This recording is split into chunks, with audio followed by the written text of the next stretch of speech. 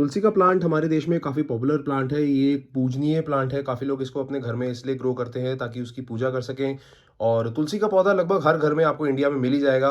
और आप देखेंगे कि सुबह-सुबह लोग इसमें पानी चढ़ाते हैं, पूजा करते हैं।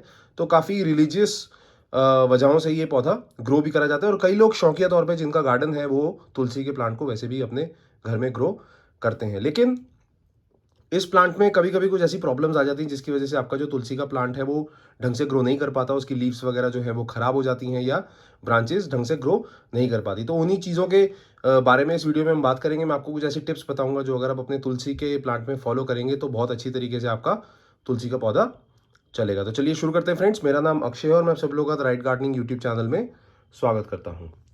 देखिए, तुलसी का पौधा सबसे पहले तो मैं आपको बता देता हूँ ये पौधा मैं कहाँ से लेके आया था। इसकी मैं 10 रुपए की पौध लेके आया था, छोटी-सी इत्ती-सी पौध लेके आया था और ये मैंने 8 इंच के मिट्टी के गमले में पॉटिंग मिक्स बना के इसको प्लांट कर दिया है।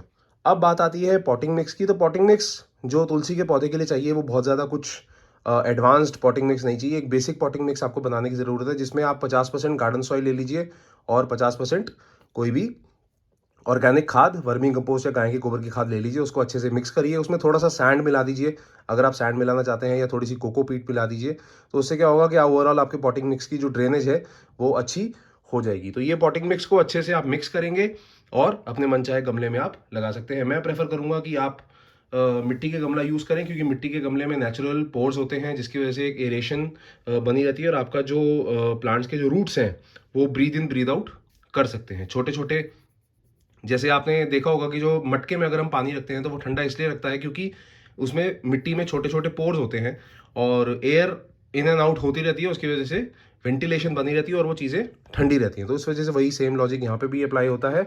आपका जो रूट्स है, जो रूट बाउल है प्लांट का, वो भी इस तरीके से ठंडा रहता है, बहुत ज़्यादा गर्म नहीं होता। अब बात करते हैं इसकी लोकेशन में कि आपको किस लोकेशन पे इस पौधे को रखना चाहिए। देखिए, तुलसी का पौधा ऐसा प्लांट है जो तेज़ धूप में आराम से चल जाता है, कोई प्रॉब्लम इसको नहीं आती। तो इसको आप ऐसी लोकेशन में रख सकते हैं जहाँ पे तेज़ धूप पड़ती है दोपहर की और 3 से 4 घंटे इसको अगर धूप मिले तो ये प्लांट बहुत अच्छे तरीके से ग्रोथ करेगा। मैंने इसको अपने गार्डन में ऐसी लोकेशन पे रखा हुआ है जहाँ पे इसको लगभग 4 से 5 घंटे की धूप मिल जाती है, जिसमें सुबह की धूप भी शामिल है और दोपहर में जो थोड़ी-सी चिलचिलाती धूप होती है, जिसमें पौधे अक्सर जल जाते हैं, वो भी इस प्लांट के लिए ठीक है, कोई बहुत ज़्यादा इशू अभी तक नहीं आ रहा। तो ऐसे लोकेशन में आप इस प्लांट को रखिए और इसकी जो लाइटिंग रिक्वायरमेंट्स है वो पूरी हो जाएगी और बहुत अच्छे तरीके से फिर फोलिएज ग्रोथ इस प्लांट में होगी। तुलसी के पत्ते काफ़ी लोग खाते भी हैं, सुबह-सुबह भी खाते हैं, कई लोग चाय में डाल के भी पीना पसंद करते हैं, तो काफ़ी बेनिफिट्स होते हैं इसके, मेडिसिनल बेनिफिट्स भी बहुत ज़्यादा होते हैं। इम्यूनिटी बढ़ाता है आपका जो तुलसी का पत्ता अगर आप रोज़ डेली 2 या 3 पत्ते खाते हैं तो आपकी इम्यूनिटी बढ़ती है। तो इसलिए ये प्लांट को जो अगर आप ग्रो करेंगे तो इसके काफ़ी बेनिफिट्स भी आपको मिलेंगे। सिर्फ गार्डनिंग का बेनिफिट आपको नहीं मिलेगा इस प्लांट से। एक बेसिकली नेचुरल हर्ब की तरह काम करता है, एक नेचुरल मेडिसिन की तरह काम करता है। अब बात करते हैं फ्रेंड्स इसकी वाटरिंग के बारे में। इसको जब भी आप वाटर करेंगे तो डीप वाटर करेंगे, हफ्ते में 2 से 3 बार ही आप कर सकते हैं। डीप वाटरिंग आपने कैसे करनी है, आपने देखा होगा कि यहाँ पे जो भी मैंने जितने भी गमले होते हैं उसमें 1 डेढ़ इंच जो है वो जगह मैं हमेशा छोड़ता हूँ। वो क्यों? क्योंकि जब भी मैं इन प्लांट्स को पानी देता हूँ तो यहाँ तक डायरेक्ट पूरा पानी भर देता हूँ। आप देखेंगे हल्की सी जो मिट्टी है वो मॉइस्ट है, ये सॉगी नहीं है, मॉइस्ट है। तो इसलिए क्योंकि मैंने इसमें डीप वाटरिंग करी हुई है। डीप वाटरिंग मतलब मैं यहाँ तक पानी भर देता हूँ और वो धीरे धीरे ड्रेन होके नीचे तक मॉइस्चर अवेलेबल हो जाता है। डीप वाटरिंग के 2 फायदे हैं। एक तो इससे अंडर वाटरिंग, ओवर वाटरिंग का इशू सॉल्व हो जाता है। दूसरी चीज़ कि प्लांट का जो रूट बाउल है वो बहुत एक्सटेंसिव तरीके से डेवलप हो जाता है। प्लांट को ये इंडिकेशन जाता है कि नीचे तक मॉइस्चर अवेलेबल है, तो क्यों ना मैं रूट्स अपने वहाँ तक ग्रो कर कर सारा अपने मॉइस्चर एब्जॉर्ब कर लूँ और वाटरिंग रिक्वायरमेंट पूरी कर लूँ। देखिए, जो ज़मीन में तुलसी का पौधा लगा होता है उसके पास तो अनलिमिटेड जगह है, वो अपने रूट्स कहीं भी ग्रो कर सकता है और हमारा जो गमले में लगा हुआ तुलसी का पौधा है वो सिर्फ इतने ही एरिया में ग्रो करेगा। तो हमको सब कुछ, सारे न्यूट्रिशन और सारी रिक्वायरमेंट इसी जगह में पूरी करनी है। तो जब भी वाटरिंग करिए, डीप वाटरिंग करिए। आप वेदर कंडीशंस पे डिपेंड करता है कि आप कब कब डीप वाटरिंग करेंगे। तो जब भी करिए, डीप वाटरिंग करिए। अब बात करते हैं फ्रेंड्स फर्टिलाइजर के बारे में।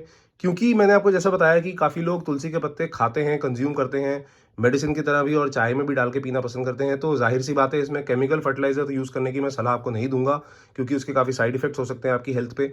तो जो भी फर्टिलाइज़र यूज़ करिए वो कंप्लीटली ऑर्गेनिक करिए, जैसे गाय की गोबर की खाद, वर्मी कंपोस्ट, ये स्लो रिलीज फर्टिलाइजर्स हैं कि अगर आप 3 महीने में एक बार इनको एक मुट्ठी भर के ऐसे डाल देंगे ऊपर एक ड्रेसिंग की तरह, तो धीरे धीरे उसके न्यूट्रिशन जो है वो सॉइल में कंज्यूम होता रहता है। दूसरे लिक्विड फर्टिलाइजर्स आते हैं जो भी ऑर्गेनिक होते हैं। ऐसा एक फर्टिलाइजर है जिसमें 61 माइक्रो न्यूट्रिएंट्स होते हैं, उसका नाम है लिक्विड सीविड एक्सट्रैक्ट।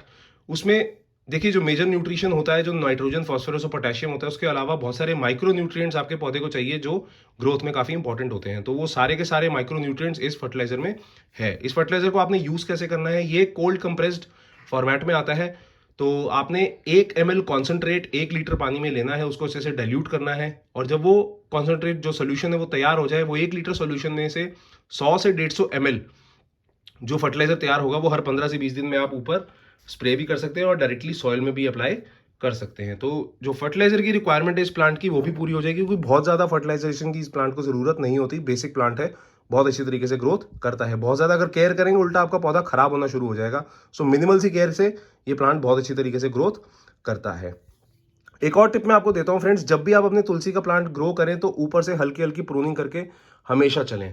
प्रूनिंग कैसे करेंगे कि जब भी आपका जो तुलसी का प्लांट ग्रो करता है तो ये ऊपर से सीड्स आने शुरू हो जाते हैं। तो सबसे पहले आपने इन सीड्स को प्रून करना है। जैसे यहाँ से ये सीड को आप प्रून कर दीजिए। देखिए किसी भी प्लांट का ग्रो करने का एक साइकिल होता है। जब वो प्लांट पूरा मेच्योरिटी पे आ जाता है तो वो सीड्स बनाना शुरू करता है। सीड्स जब बनते हैं तो उस सीड से नए प्लांट बनते हैं। उसके बाद जो मदर प्लांट है वो मरना शुरू हो जाता है, क्योंकि उसका जो साइकिल है वो पूरा हो गया, उसने बीज बना दिए। अब वो आगे प्लांट्स को ग्रोथ करेगा और जो मेन प्लांट है, जो मदर प्लांट है, वो मर जाएगा। तो अगर हम ये सीड्स ही यहाँ से हम ग्रो करेंगे, काट देंगे, तो सारी की सारी एनर्जी जो सीड बनाने में लगती है प्लांट की वो कंज्यूम हो जाएगी, वो सेव हो जाएगी, और जो ओवरऑल ग्रोथ है प्लांट की वहां पे वो यूज हो जाएगी। तो आप ये अगर बीज काट देंगे, जैसे मैंने अभी ये तो ट्रिम नहीं किया हुआ, लेकिन मैं ट्रिम कर दूंगा कल परसों में, और ऊपर के जितनी भी ब्रांचेस हैं ये सारे सीड से भरे हुए थे तो मैंने इसमें ट्रिम कर दिया। उसी की वजह से मेरी जो लीफी ग्रोथ है प्लांट की वो काफी अच्छी बढ़ गई है और मल्टीपल ब्रांचेस भी आई है। देखेंगे आप, ये मैंने कट वगैरह लगाए हुए हैं तो ये मल्टीपल ब्रांचेस सारी उगी हुई है इस पौधे में। तो रेगुलरली प्रूनिंग प्रूनिंग करने से आपका जो तुलसी का प्लांट है वो हेल्दी भी रहता है और बुशी भी बनता है।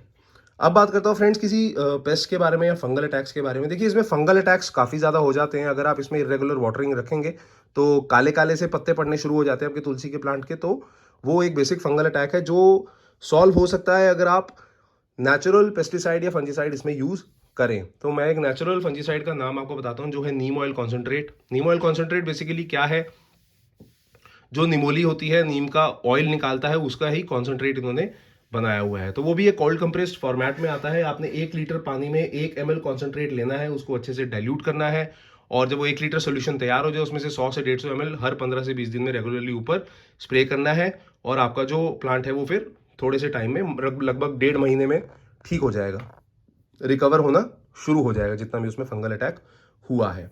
और अगर आप रूट्स में लगे फंगल अटैक्स को अवॉइड करना चाहते हैं इस प्लांट में, तो आप जब भी पॉटिंग मिक्स बनाएं इस प्लांट का तो आप नीम खली डाल सकते हैं जब आप पॉटिंग मिक्स तैयार कर रहे हैं। तो मैंने आपको बोला कि जैसे 50% आप गार्डन सॉइल लेंगे या 50% आप कोई भी ऑर्गेनिक मैन्योर लेंगे, वर्मिंग कंपोस्ट या काउडंग मैन्योर लेंगे, उसमें थोड़ा सा 20-25% आप नीम खली डाल सकते हैं। तो उससे क्या होगा, नीम खली जो होती है वो एक नेचुरल पेस्टिसाइड की तरह काम करती है और आपके जो प्लांट है, प्लांट की जड़ों को बचाती है किसी भी तरीके के फंगल अटैक से। तो नीम खली आप यूज़ कर सकते हैं प्लांट अपने रूट्स में, और ऊपर आप नीम ऑयल कॉन्सेंट्रेट स्प्रे कर सकते हैं। तो जितने भी पेस्ट या इंसेक्ट्स का अटैक आपके प्लांट में होगा वो आप सेव कर सकते हैं।